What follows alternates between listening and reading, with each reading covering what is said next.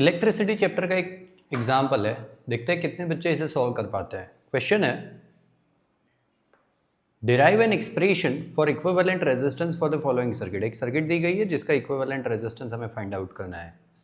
Current जो है वो यहाँ से आ रहा है, पहला R1 रेजिस्टेंस है यहाँ पर, दूसरा जो है वो रेजिस्टेंस यहाँ पर है, तीसरा रेजिस्टेंस यहाँ पर है, चौथा रेजिस्टेंस यहाँ पर और पांचवा रेजिस्टेंस यहाँ पर। टोटल 5 रेजिस्टेंस है। हमें क्या फाइंड आउट करना है? इक्विवेलेंट रेजिस्टेंस जो है वो फाइंड आउट करता है। कैसे करेंगे? अब यही एग्जाम्पल को CBSE में कई बार ऐसे करके भी पूछा जाता है कि ये जो R1, R2, R3, R4, R5 है उसकी वैल्यूज़ दे देते हैं। यहाँ पर हमें डायरेक्टली इक्वेशन को फाइंड आउट करना है, लेकिन ऐसा भी हो सकता है कि आपको यहाँ पर सिर्फ और सिर्फ कुछ वैल्यूज़ भी दी जाए। कैसे करेंगे? तो देखिए, अगर देखते हैं हम इस सर्किट को ब्रेक करते हैं, तो सर्किट को ब्रेक करते हैं तो क्या मिलेगा हमें? एक R1 जो है वो सीरीज़ में है, क्या ऐसा हम बोल सकते हैं? हाँ सर, R1 जो है वो सीरीज़ में एक सीधी लाइन में जा रहा है करंट। हाँ, फिर करंट की डायरेक्शन क्या होगी? यहाँ से ये ऊपर जाएगा और फिर यहाँ से R2 में एंटर होगा और फिर यहाँ से जाके यहाँ पर R3 के अंदर आएगा। तो R2 और R3 जो है वो भी तो हमारे सीरीज़ के अंदर है। हाँ सर, R2 और R3 भी सीरीज़ में है। ओके, अब करंट जो है वो यहाँ से यहाँ पर जाएगा और फिर यहाँ से नीचे R4 में जाएगा और फिर R5 में जाएगा। तो आप बोल सकते हो R4 और R5 भी जो है वो भी सीरीज़ में है। तो इतनी चीज़ें सीरीज़ में है। अब हम मान लेते हैं कि R2 और R3, ये जो दो वैल्यू है R2 और R3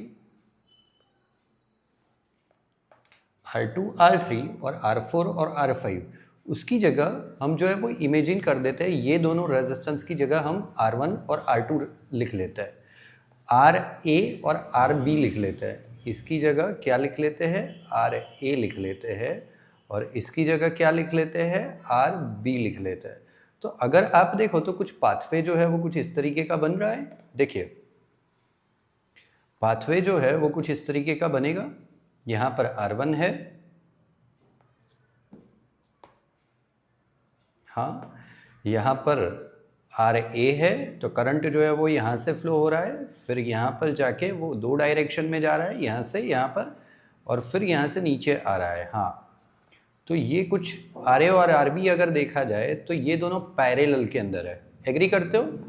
RA और RB जो है वो क्या है? ये दोनों पैरेलल में है। तो इसके लिए हम पैरेलल कनेक्शन कर लगा दे 1/RA अपन 1/RB, RA और RB की वैल्यू फाइंड आउट करेंगे और इसके लिए सीरीज की कर दे तो हमें इक्वेशन मिल जाएगा। ये था हमारा माइंड मैप कि किस तरीके से जो है वो हम इसको सॉल्व करने वाला है। तो चलिए इसको सॉल्व कर देते हैं। सबसे पहले हम R2 और R3 की वैल्यू, जो कि दो सीरीज़ के अंदर है, उसकी वैल्यू फाइंड आउट करते हैं। R2 और R3 जो दोनों के दोनों सीरीज़ में है। तो इक्वेशन क्या बनेगा इनके लिए? इसके लिए बनेगा इक्वेशन 1/RA। मैंने आपको बताया कि इसकी जगह जो है R2 और R3 की जगह आप जो है वो RA इमेजिन करो, RA इमेजिन करो। सॉरी, इधर RA इमेजिन कर रहा है, तो RA बराबर क्या होगा? RA बराबर होगा R2 प्लस R3 होगा। हाँ सर। अब R4 और R5 की जगह आप क्या इमेजिन करो? RB इमेजिन करो। तो RB इज इक्वल टू क्या होगा? R4 plus R5। क्यों? क्योंकि ये सीरीज में है। ये आपको पता होना चाहिए कि जब सीरीज कनेक्शन होता है तो इक्वेशन क्या था? अगर सीरीज कनेक्शन होता है, RS का इक्वेशन था R1 प्लस R2। हाँ, और अगर पैरेलल में होता तो क्या होता? अगर 1/RP होता तो इक्वेशन होता 1/R1 प्लस 1/R2।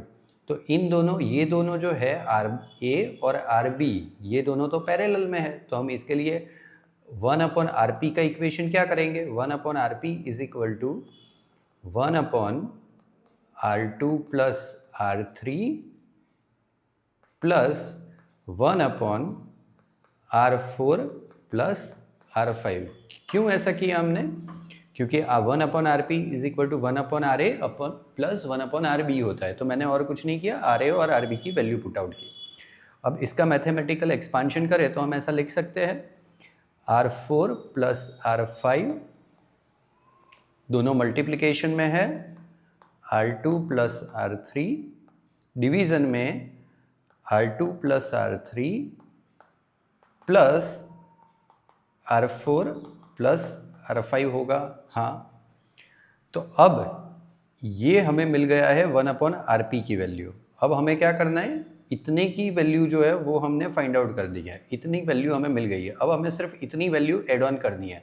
तो हम क्या करेंगे, बस इसके अंदर R1 इज इक्वल टू, अगर हमें टोटल इक्विवेलेंट रेजिस्टेंस ढूंढना है ना, तो R total equivalent resistance REQ equivalent resistance is equal to R1 plus करके ये जितनी भी वैल्यू है ये सारी वैल्यू का एड ऑन कर लेते हैं। तो हमें क्या मिलने वाला है, R1 plus R4 plus R5 R2 plus R3 division में R2 प्लस R3 और प्लस करके R4 प्लस R5। ये होगा हमारा इक्विवेलेंट रेजिस्टेंस। ओके।